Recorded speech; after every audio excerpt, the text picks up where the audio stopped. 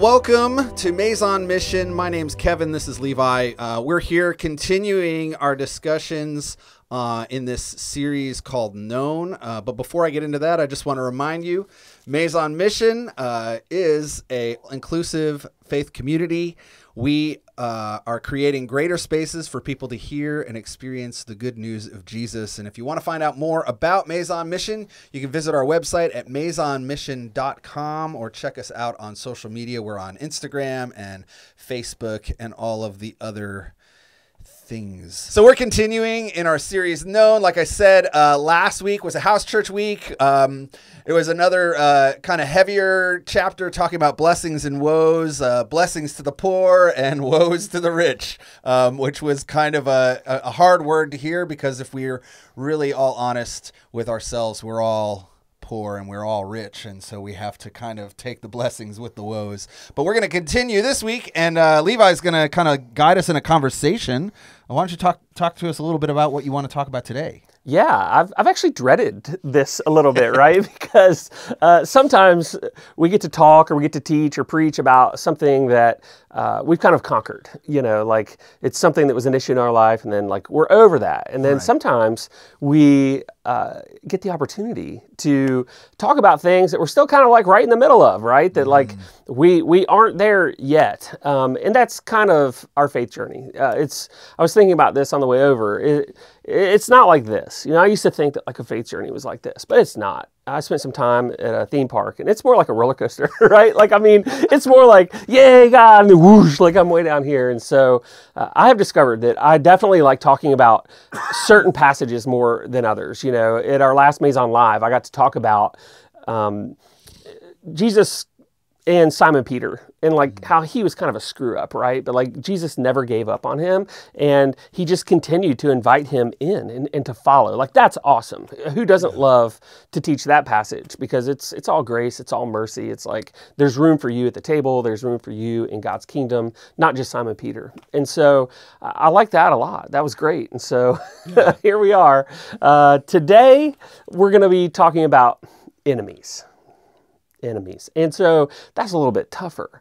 And I would love to sit here and act like I don't have enemies, but that just wouldn't be true. Like there are people out there that would definitely make like the enemy list. And so I don't know, that's a little hard to say out loud in front of a camera as a pastor, because I think, maybe people have this expectation that like, oh man, you're so nice.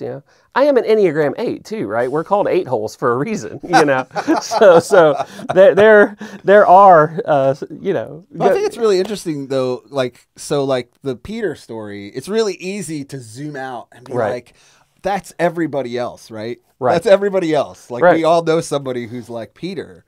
But when we get a passage like this, where we talk about loving our enemies, it makes it really personal, really quick. Or we make it about somebody else because we don't want to make it personal very quick. Like, it's really easy to be like, yeah, that guy needs to love their enemies more.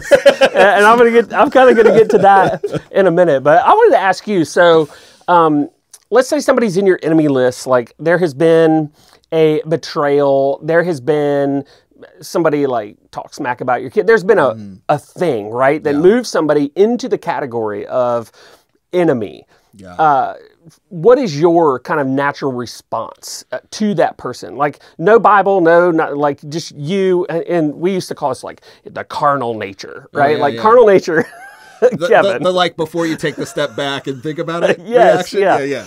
No, I think that's exactly it. It's like, I think there's this sort of, like, I'm already thinking of somebody like when you're saying that, and it's like, when somebody does something that like gets under your skin, or you feel like wronged you, like or maybe had the wrong impression of you, and then went around and told everybody that thing that they thought about you, and you just get so grilled, right? Like everything inside you is like on fire.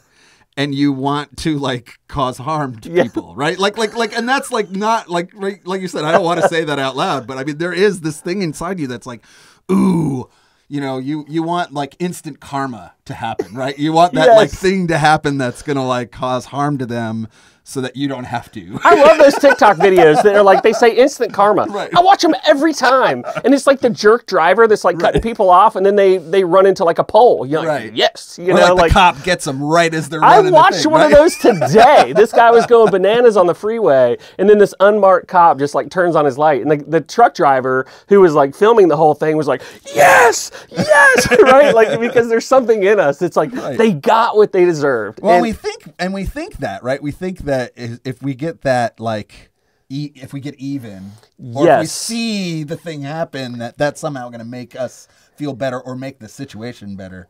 But I don't know if that's necessarily. Oh, it is not true. Okay, so I'm gonna name 2 resources that greatly informed this conversation. Right, like there's a book by a guy named Brad Jersick. You put me onto him. I kind of hate you for it because he pushes all my buttons, but like in a good way. So he has a book called A More Christ-Like Way. Okay, and I think the subtitle is like A More Beautiful Faith. Like, I bought this on Kindle. I think it was $8, and there is one chapter in there called like Radical Forgiveness, and it gets into this whole idea of enemy love. And so I'm going to draw a lot from there. And then one of my favorites, Tim Mackey, who's behind the Bible Project, he had like 10 years worth of teachings that he just threw up on a podcast called like something about like My Strange Bible or something like that. And it's basically just recordings of his old sermons. And he did one on this as well. I'd say the back half of that was more helpful to me than like the first half of that teaching. But what you just said, I want to go back to, like, that whole revenge getting thing. Jersick tells this story of a friend who had taken in some like foster kids or maybe adopted a kid, I can't remember, and this child had never felt safe. And so he was trying to make this, and the child had issues and was always getting into trouble. And so Jersick's friend basically told this kid that if somebody hurts you, like if anybody were to ever come in here to do you harm, like into our house, they would exit through that second story window, right? And so his whole idea was, you know, I'm going to protect you with violence. And Jersick like looks at him and he's like, yeah, you didn't take it far enough.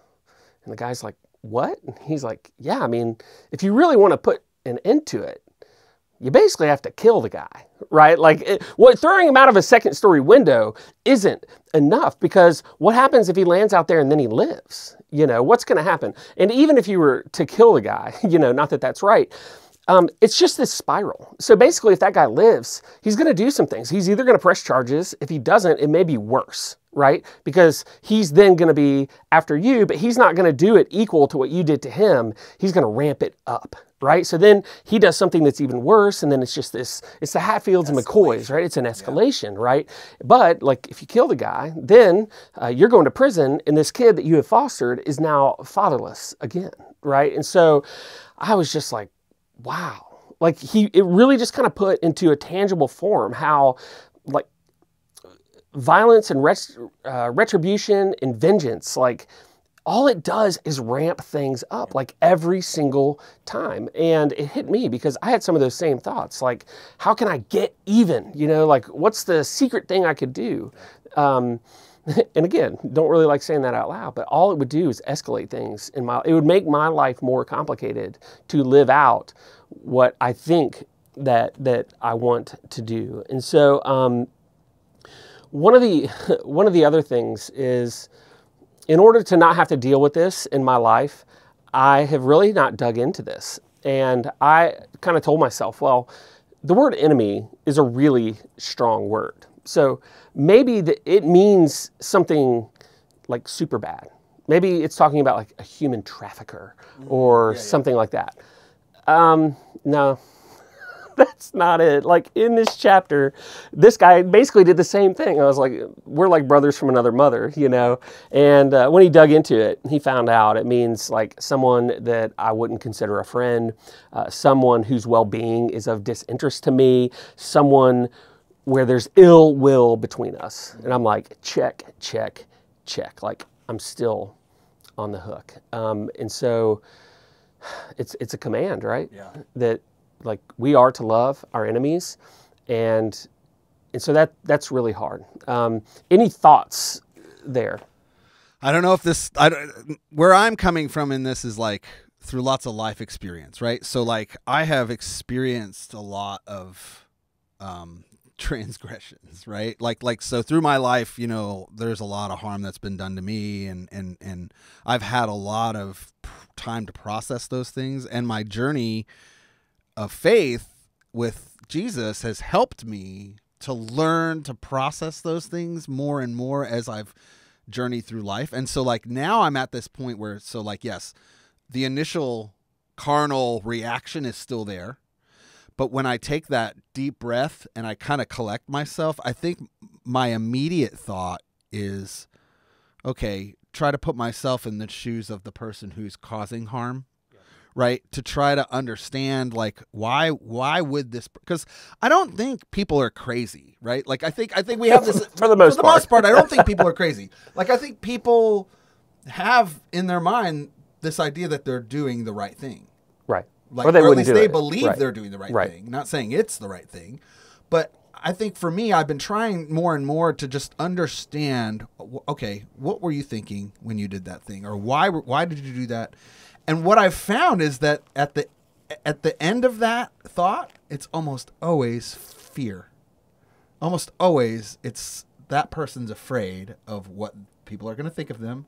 That person's afraid of what's going to happen if this other thing, like it's always a fear that drives whatever the harmful thing is, at least in my experience. Right. That's one thing I've learned. And so I started to really start to process this thing as, okay, so our battle isn't against flesh and blood, right? So there's that verse. But then there's also this idea that, you know, this person, I try so hard not to make this person my enemy. Right. Right. But that's, like I said, after years and years and years of walking as a Christian and trying to really apply a lot of the stuff you're talking about.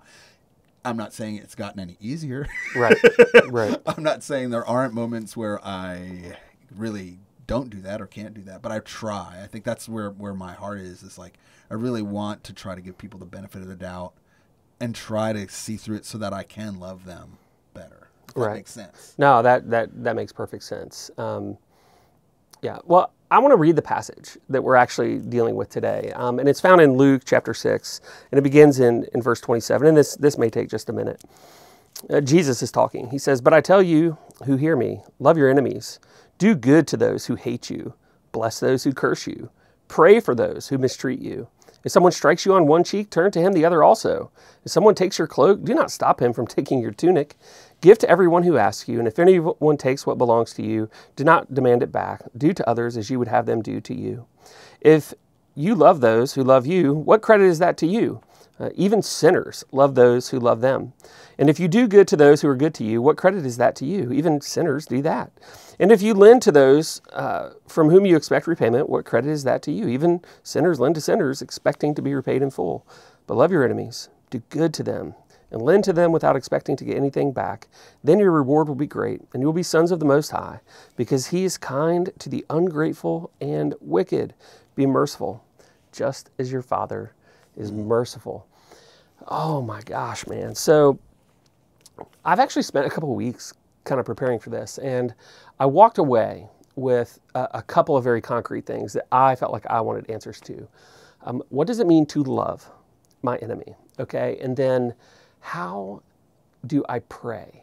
And like, how do I bless these people? And so that's kind of where I want this conversation to take a turn, because and this only scratches the surface. Like, if you get to the end of this and you're like, wow, I wish I had more, like, we'll put links to these other places that go into this a little bit more. But yeah, this idea of loving our enemies. You know, you and I have known each other now for several years, and I know, you know, what you love. You love your family.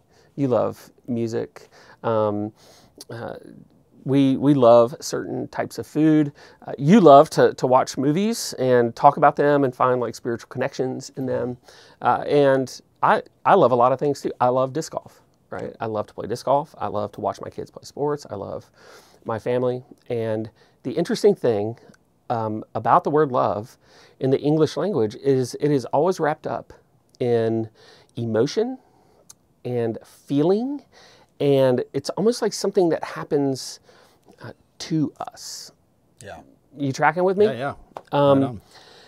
And so one of the things that was really helpful for me is, Tim Mackey actually said this in his teaching. He said, this is really hard. And he rides his horse pretty hard, like in his teachings. He said, we don't have a Bible problem, we have an English problem. We don't have enough words for the word love. We need like 3, 4, or 5 words that really break down what we're talking about. Because in this command to love your enemies, it is not the warm, fuzzy feeling. And that's what I've struggled with. Like, I don't feel this thing towards this person or people. Yeah. And so does that mean that I'm not loving my enemies? And so this teaching is included in at least 3 of the 4 Gospels, right? I'm not sure if it's in John, but this teaching is there. And what he's talking about is the agape love, the unconditional love, the love that is more an attitude, a mindset, or a posture, right? And then the action of us flows out of that attitude or mindset. It doesn't flow from the feeling. You tracking with me? Yeah, that's good. And so when it's not a feeling, when this isn't feelings based, and I understand that this is more of a posture that I choose to take towards the other person, boy, that freed some stuff up in me, right? Because I felt like if I had to love my enemy, it also kind of included the harm that was done to me. Like I was somehow loving that as well. And this separates it out for me. That I don't have to love the experience that drew this line in the sand, that puts me at odds with this other person. Like, I don't have to love that. But I can choose to agape this person, to take a posture, an attitude, a mindset. And this is the thing. God has done that towards us. This is the whole thing. And this is part of, like, we're in Epiphany, right? Like, the revealing of Jesus for who he is. Yep. What's being revealed here is that this is the heart of God, because he chooses to love us. When? When we were still sinners.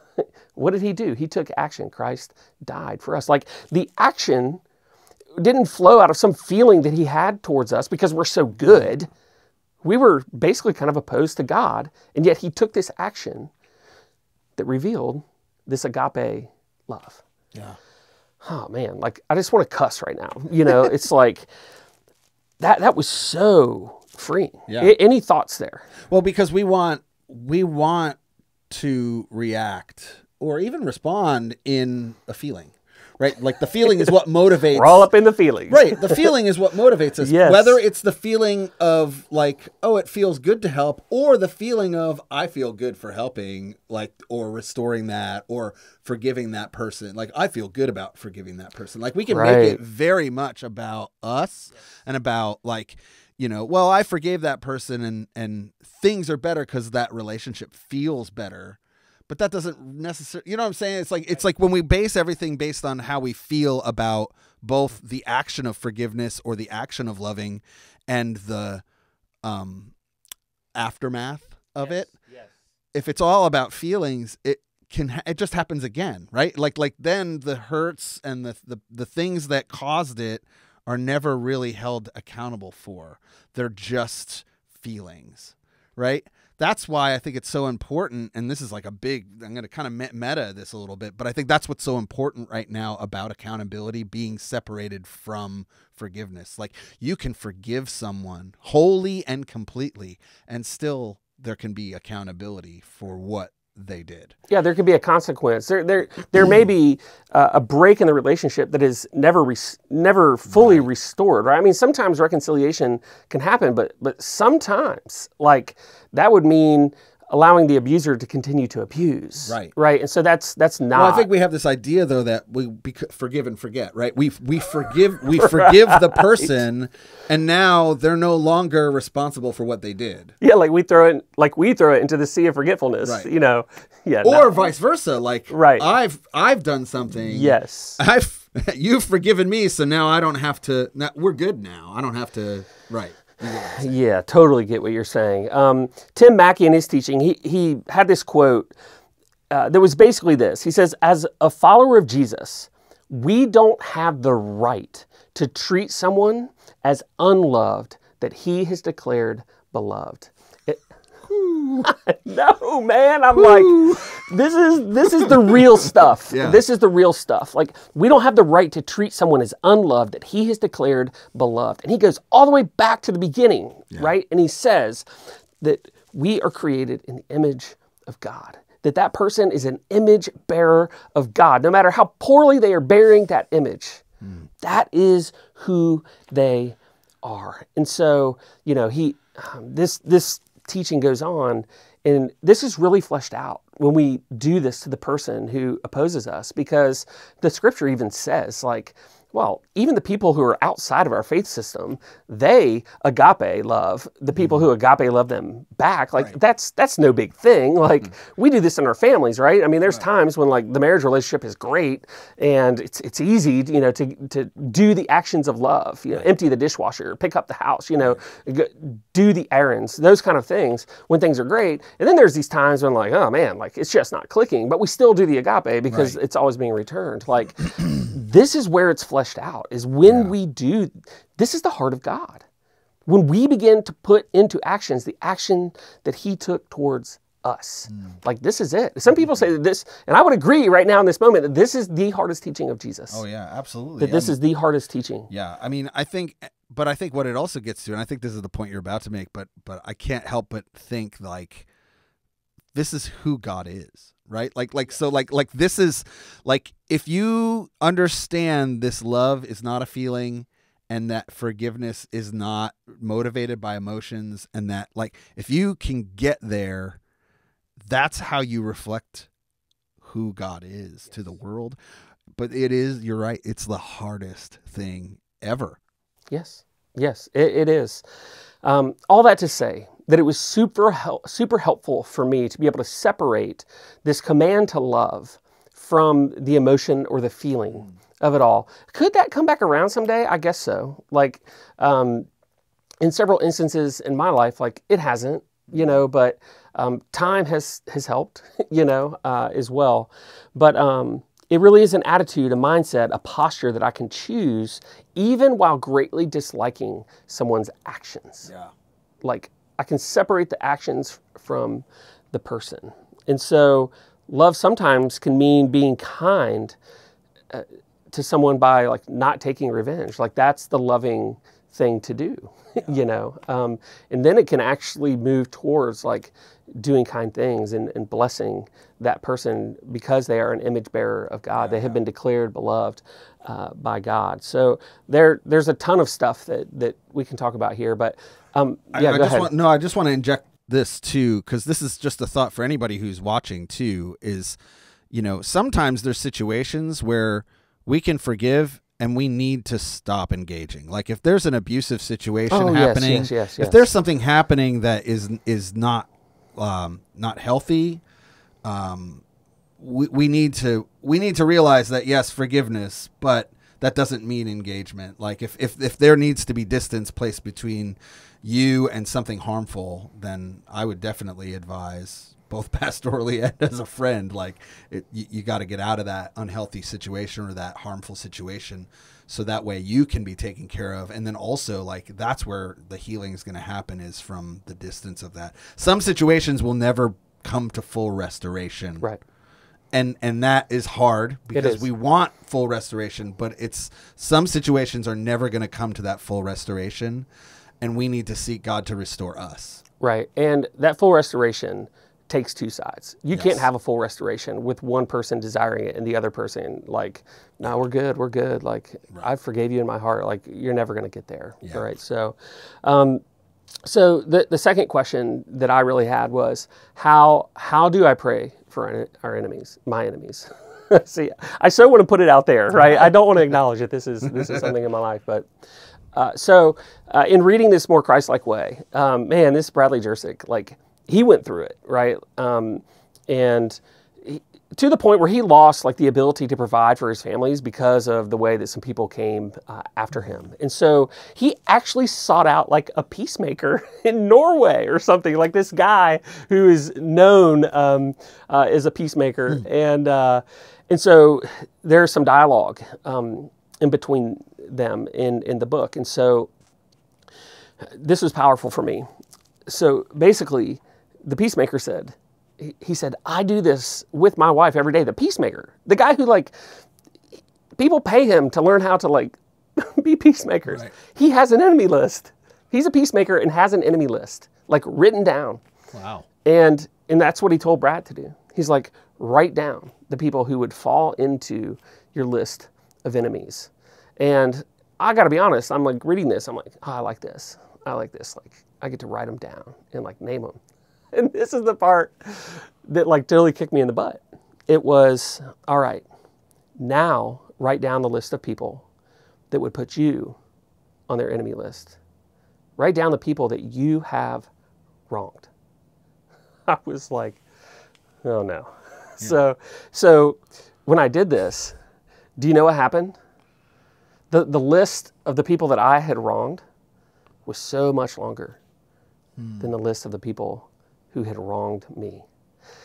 And that, you talk about taking somebody off of their high horse, like in that moment, I was like, holy frick, holy, like I am that person to others that these people are to me. And that is humbling, Kevin. Yeah. Like that is really humbling to realize that there are people that I have done harm to that could easily put me on their enemy list. And then this was the simple prayer. This was the simple prayer. And this gets prayed for both lists, right? You say the person's name and you say, Lord, have mercy. And that is it. You're simply lifting them up to the Lord and asking God to have mercy on this person. And that's hard. The first few times even doing that, to utter the name of the person that has hurt me or somebody that I love, and to ask God to have mercy. Oh man, like it's really not an easy thing to do. I will say, even in a short time, it has become easier.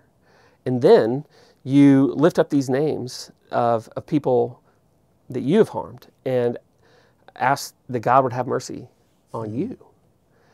And that's it. And you just leave these people there before God. I don't have to spend 5 minutes praying for these people. There's really nothing more to be said. Yeah. Yeah, that's good. That's really good. God, I give this person to you. Have mercy. Man. Yeah.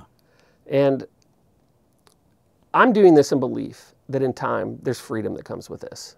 Like I'm not here to give you like the flip side of the story yet. That, oh man, like my life is so much better. I did these things and look what happened.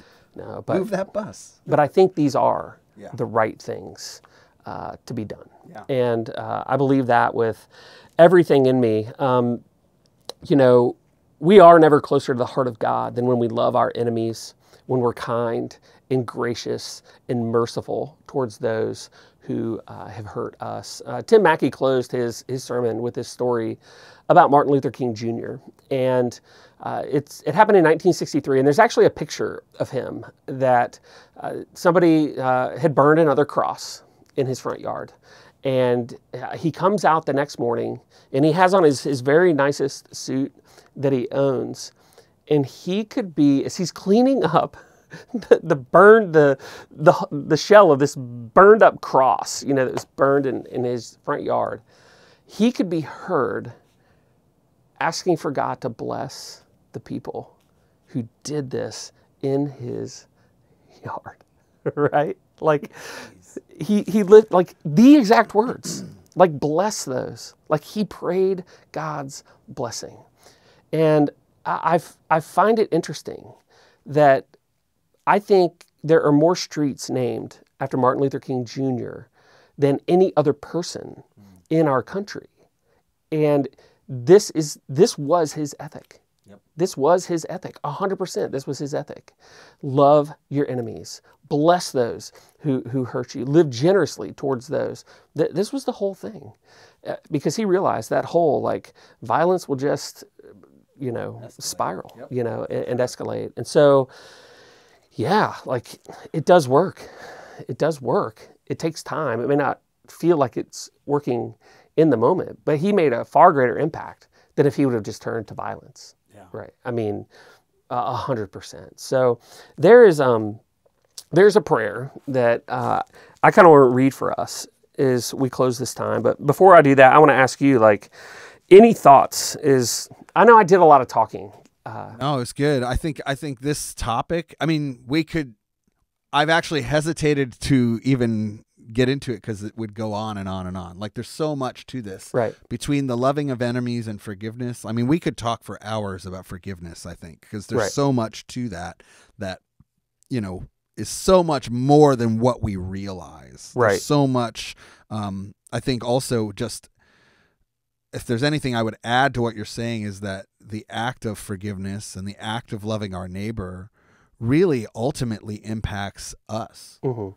Like, it impacts the way we engage with others in community. It's the way it helps us to really see beyond ourselves. Right. Because unforgiveness is selfishness, really. It's like, I'm going to hold on to this thing. I'm going to continue to look into myself. I'm going to continue to, it's the vengeance thing and all the other things. But I think that would be the only thing I would add, is just there's something very holistic about enemy love and about forgiveness that ultimately helps us to become freer, more healthy, and really to see the creation the way that God does. Yeah, no, 100%. Yeah, 100%. And I literally just had to pick like a couple of things to talk about, because we could still, there's hours of this, to unpack. So anyway, here's the prayer that I want us to close with. Lord Jesus Christ, have mercy on me. I pray for those I've hurt and harmed, those I've offended and caused turmoil, those who've forgiven me and those who have not. Lord, have mercy on them. I pray for those who've hurt and harmed me, those who've offended me and caused me turmoil, those I've forgiven and those I cannot seem to forgive. Lord, have mercy on them. I thank you for your super abundant mercy. Bathe me in mercy, that the stains of shame would no longer cling to me. Tell me again about grace to quiet the accuser and my own tormenting conscience. Grant me the freedom and peace of knowing it is finished. Amen. Amen. That's really good. Well, thanks so much for joining us. There's a couple things I just want to let you know before we end the program. Next week's the house church week. If you want to get involved in a house church, please reach out to us. I'm going to stick the Connect card on the screen. There's a QR code you can scan, and that will take you to our Connect card. Fill that out. Let us know how you're doing. But also, you can let us know on there if you want to get involved in a house church or get connected with a house church. Ash Wednesday is March 2nd, and we're going to be partnering with Shift Church at their church location, their physical location, and we're going to be having a joint Ash Wednesday service with them at 6 p.m., so definitely mark that on your calendars. There will be childcare provided, and so we would love for you to be a part of that. And then also, our next Meizon Live is going to be Sunday, March 6th, at Cypress and Grove Brewing, and Tommy Knockers is going to be there again. Are they? Yeah, second time in a row. It's going to be awesome. They were so good last time. Yeah, so there's going to be food truck there. They've got some kid options available too. So after the service, we usually just hang out for a while. We can grab some drinks, grab some food with our fams, and just hang out and get to know each other. It's going to be a great time. So so those are the announcements. I can't think if there's anything else. Anything you want to add to this before we sign off? No, I would say may we be a people who embrace forgiveness and enemy love, because when we do that, we will never be closer to the very heart of God. Go in His grace and in His peace. Hopefully we'll see you in a house church next week.